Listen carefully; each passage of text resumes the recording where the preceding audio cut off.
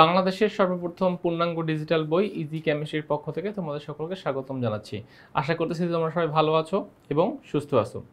তো আমাদের এই বইয়ের অনেকগুলো বৈশিষ্ট্যের মধ্যে যেই বৈশিষ্ট্যটা সবার কাছে আকর্ষণীয় সেটা হচ্ছে যে কিউআর কোড রয়েছে আমাদের এই বইয়ের মধ্যে। এই কিউআর কোড এর সুবিধাগুলো কি কি? এই কিউআর কোডের সুবিধা হচ্ছে একজন শিক্ষার্থী যখনই আমাদের এই বইটি পড়তে বসবে তার যদি কোনো টপিক বুঝতে সমস্যা হয় সেই কিউআর কোড স্ক্যান করলেই একজন শিক্ষক তাকে যেই টপিক সমস্যা হচ্ছে সেই টপিকটা খুব সুন্দরভাবে বুঝিয়ে দিবে, যেটা কিন্তু বাংলাদেশের আর কোনো মানে মানে কোনো সেকশনের বইয়ে আমরা এরকম কিউআর কোড ভিত্তিক বই দেখতে পাই নাই। তো যার কারণে আমি তোমাদেরকে বলবো যে বইটি সংগ্রহ করো। বইটি সংগ্রহ করো মানে একজন কেমিস্ট্রি টিচারকে হায়ার করা, যে কিনা সবসময় তোমার বাসায় থাকবে, তোমার টেক কেয়ার নিবে। বাট এটা আসলে ভার্চুয়ালি হবে, এটা মানে সরাসরি হচ্ছে না। তোমার যখনই সমস্যা হবে তুমি ওই পার্টটা স্ক্যান করলেই টিচার এসে তোমাকে ওই পার্টটা খুব সুন্দরভাবে বুঝিয়ে দিবে। ওকে, তো চলো আজকে আমরা আরও একটা বোর্ড প্রশ্ন সমাধান করব। তো আমরা এখন সমাধান করব চট্টগ্রাম বোর্ড 2021-এর প্রশ্নটি। চট্টগ্রাম বোর্ড 2021, দেখো এখানে কি কি প্রশ্ন এসেছে। তো আমরা একটা বোরের পরমাণু মডেল দেখতে পাচ্ছি। এখানে অনেকগুলো কক্ষপথ রয়েছে। নিউক্লিয়াসের বাইরের প্রথম কক্ষপথকে কে শেল, তারপর একটা এল শেল, তারপর একটা এম শেল, এভাবে বলা হচ্ছে। ওকে, তাহলে এবং প্লাঙ্ক ধ্রুবক, ইলেকট্রনের মান, আরও অনেক কিছু এখানে দিয়ে দিয়েছে। তো আমরা এখন এই বোরের মডেল থেকে দেখি আমাদের ক খ থেকে কি প্রশ্ন জানতে যাচ্ছে। মৌল কাকে বলে? ঠিক আছে, মৌল। তাহলে দেখো সংজ্ঞা কি বলছে, যে সকল পদার্থকে ভাঙলে সেই পদার্থ ছাড়া অন্য কোনো পদার্থ পাওয়া যায় না তাকে মৌলিক পদার্থ বা মৌল বলে। সো মনে রাখতে হবে মৌলিক পদার্থ থেকেই কিন্তু মৌল কথাটা এসেছে, জাস্ট মৌলিককে সংক্ষিপ্ত রূপে মৌল প্রকাশ করা হয়। এখন মৌল মানে কি? পরমাণু। আর পরমাণুর বৈশিষ্ট্য কি? পরমাণুর সমূহ মৌলিক পদার্থ, যাকে ভাঙলে ওই মৌলিক পদার্থ ছাড়া অন্য কোনো কিছু পাওয়া যায় না। তো আমরা বলতে পারি যে সকল পদার্থকে ভাঙলে সেই পদার্থ ছাড়া অন্য কোনো পদার্থ পাওয়া যায় না তাকে মৌলিক পদার্থ বলে। সেকেন্ড প্রশ্ন, ম্যাগনেসিয়ামের পারমাণবিক সংখ্যা 12 কেন? ম্যাগনেসিয়ামের পারমাণবিক সংখ্যা 12 কেন? তো ম্যাগনেসিয়ামের পারমাণবিক সংখ্যা 12 বলতে বোঝানো হয় ম্যাগনেসিয়ামের প্রোটন সংখ্যা 12, অর্থাৎ ম্যাগনেসিয়াম নিউক্লিয়াসের মধ্যে 12টা প্রোটন রয়েছে। এই 12টা প্রোটন দ্বারাই আমরা ম্যাগনেসিয়ামের পারমাণবিক সংখ্যা 12 বুঝি, এবং এই ম্যাগনেসিয়ামের পরিচয় বহনকারী সংখ্যা হচ্ছে 12। তাহলে বলা যায় যে ম্যাগনেসিয়াম এর নিউক্লিয়াসের মধ্যে 12টি প্রোটন বিদ্যমান থাকার কারণে ম্যাগনেসিয়ামের পারমাণবিক সংখ্যা 12। দেখো এখানে ওই কথাগুলোই হয়তো লিখেছে যে নিউক্লিয়াসে উপস্থিত প্রোটন সংখ্যাকে মৌলের পারমাণবিক সংখ্যা বলে। ম্যাগনেসিয়ামের পরমাণু নিউক্লিয়াসে 12টি প্রোটন থাকে, ম্যাগনেসিয়ামের পারমাণবিক সংখ্যা 12। ব্যাস, এখানে হয়ে গেল। আচ্ছা, এবার যাচ্ছি আমরা গ নাম্বার প্রশ্নে। কি বলতেছে দেখো, এখানে চিত্রটা একটু লাগবে আমাদের। এই যে গ নাম্বার প্রশ্ন, উদ্দীপকের মডেলটির এল চিহ্নিত কক্ষপথে, এল চিহ্নিত কক্ষপথ মানে কি? সেকেন্ড কক্ষপথ। সেকেন্ড কক্ষপথে ইলেকট্রনের কৌণিক ভরবেগ নির্ণয় করো। ইলেকট্রনের কৌণিক ভরবেগ আমাকে এখানে বের করতে হবে। তো আমরা এখন ইলেকট্রনের কৌণিক ভরবেগ এখান থেকে নির্ণয় করব। আচ্ছা, তো দেখো এখানেই জাস্ট এই যে ইলেকট্রনের কৌণিক ভরবেগ নির্ণয় করা হচ্ছে, আমরা যেটা এখানে তোমাদেরকে দেখালাম। এখন ফার্স্টে হচ্ছে কি, যে এল চিহ্নিত কক্ষপথের কথা বলেছিল। তাহলে এল চিহ্নিত কক্ষপথে কি কি পাচ্ছি সেই তথ্যগুলো এখন দেখাবো তোমাদেরকে। এটাকে আমরা একটু সুন্দর মতো ভাবে লিখতে পারি। দেখো এল শেল বলতে এন এর ভ্যালু হচ্ছে 2। জাস্ট এই যেই আমাদের দ্বিতীয় কক্ষপথ বুঝাইছিল না, দ্বিতীয় কক্ষপথ দেখানো হয়েছিল। তো দ্বিতীয় কক্ষপথ মানে এল শেল বলতে এন এর ভ্যালু 2, এইটাই বোঝানো হচ্ছে। আর এটা কি? এটা হচ্ছে প্লাঙ্ক ধ্রুবক 6.626 10⁻34 metre square KG per second. এই ভ্যালুটা ফিক্স, যেহেতু প্লাঙ্ক ধ্রুবক বলে দিচ্ছি তার মানে এই ভ্যালুটা পরিবর্তন হবে না। তাইলে আমরা এল শেল বা n = 2 জানতে পারলাম, আর প্লাঙ্ক ধ্রুবক 6.626 10⁻34 ফিক্স ভ্যালু। তাহলে কৌণিক ভরবেগের সূত্র কি? কৌণিক ভরবেগের সূত্র হচ্ছে mvr = nh/2π। তাহলে আমরা এই সূত্র বসাবো। এই সূত্রে আমার কার মান দরকার?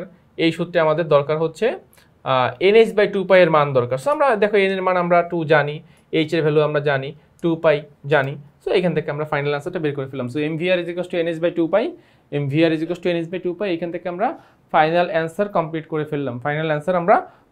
আমাদের রেজাল্ট কত আসলো? 2.11 × 10⁻34, 2.11 × 10⁻34। আচ্ছা, ওকে ফাইন। তো গেল এটা। ঘ নাম্বার প্রশ্নে কি বলেছে দেখো, যে উদ্দীপকের পরমাণুর গঠন ব্যাখ্যায় উদ্দীপকের মডেলটির গুরুত্ব বিশ্লেষণ করো। তা আমি আগেই বলছি এটা হচ্ছে বোরের পরমাণু মডেল। এই বোরের পরমাণু মডেল থেকে আমরা পরমাণুর মডেল ব্যাখ্যার গুরুত্ব ব্যাখ্যা করতে পারি, গুরুত্ব সম্পর্কে ধারণা পেতে পারি। সো আমাকে এখন এইখানে এই কাজটাই আসলে বলতে হবে, যেটা অ্যান্সার কি হতে পারে। তো আমরা আসলে এটা এখান থেকেই ব্যাখ্যা করে দিতে পারবো। দেখো যে রাদার এই বোরের পরমাণু মডেল কিভাবে আমাদেরকে সাহায্য করে।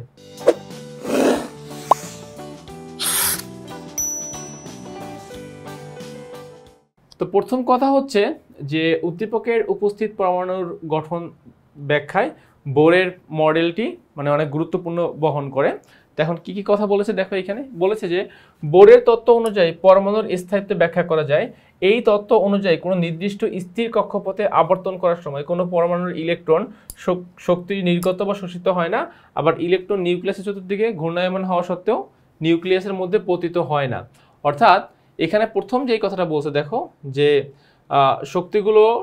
শক্তিগুলো কি থাকে, একটা নির্দিষ্ট জায়গায় কি থাকে, আবদ্ধ থাকে। কখন? যখন সে ঘূর্ণায়মান থাকে। বাট এরপরে যখন সে স্থির অবস্থায় হয় তখন তখন এই যেটা বলছে যে পতিত হয় না, কারণ প্রথম শক্তি স্তরের নিচে আর কোনো শক্তি স্তর নেই। অর্থাৎ প্রথম শক্তি স্তরে আবর্তনশীল ইলেকট্রনের শক্তি বিকিরণের কোনো সুযোগ নেই, তাই বোর মডেল স্থিতিশীল। তো সহজে যদি বলতে চাই তাহলে এটাই বলতে হচ্ছে যে আমাদের ইলেকট্রনগুলো নিউক্লিয়াসে কেন পতিত হচ্ছে না, এটা হচ্ছে কোশ্চেন।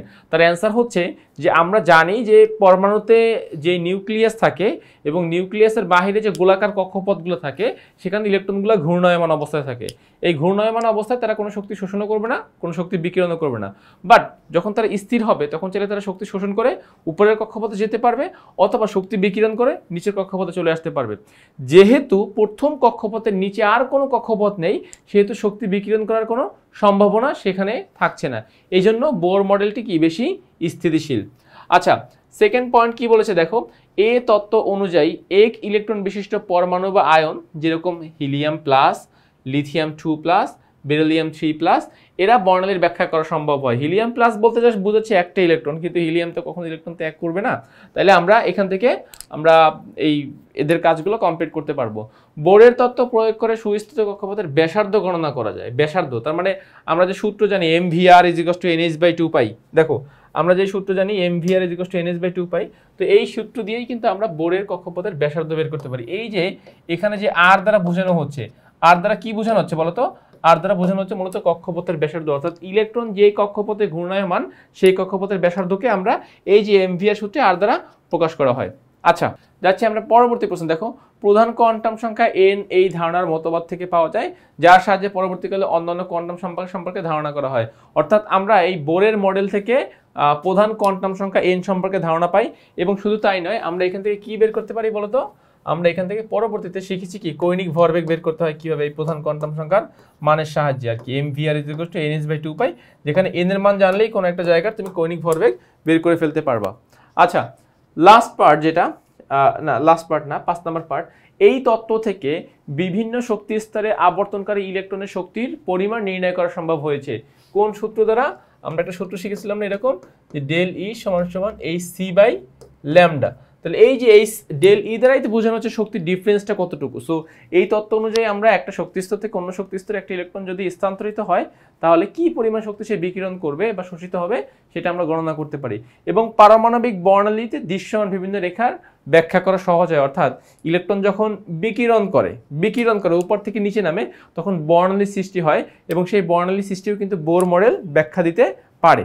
ফাইনালি বোর তত্ত্বের সাহায্যে হাইড্রোজেন পরমাণুর কক্ষের ব্যাসার্ধ এবং শক্তি নির্ণয় করা সম্ভব হয়েছে। আমরা হাইড্রোজেন পরমাণুর জন্য কক্ষের ব্যাসার্ধ, কক্ষের শক্তি এই সকল কিছু নির্ণয় করতে পারি। তাহলে বোর মডেলটা অনেক গুরুত্বপূর্ণ কেন? নাম্বার 1, মডেলটা স্থায়িত্ব, মডেলটা কক্ষপথের আকার আকৃতি সম্পর্কে ধারণা দিচ্ছে, কৌণিক ভরবেগ সম্পর্কে ধারণা দিচ্ছে, ব্যাসার্ধ সে নির্ণয় করতে পারতেছে। তারপরে আবর্তন এই যে শক্তি শোষণ বা শক্তির যে বিকিরণ হয় সেক্ষেত্রে নিউক্লিয়াসের বাইরে যে প্রথম কক্ষপথের নিচে আর কোনো কক্ষপথ নাই, এইটা সত্যতা বা এইটার একটা পিছনে যুক্তি, সেই যুক্তি সে দিতে পারে। তো এরকম নানানবিধ কারণে আমরা বোর মডেলটাকে পরমাণুর মডেল এর মধ্যে সবথেকে শ্রেষ্ঠ বা সবথেকে ভালো মডেল হিসেবে বিবেচনা করি এবং বোর মডেলটি পরমাণুর গঠন ব্যাখ্যায় অনেক গুরুত্বপূর্ণ ভূমিকা রাখে, এটা আমরা বলে থাকি।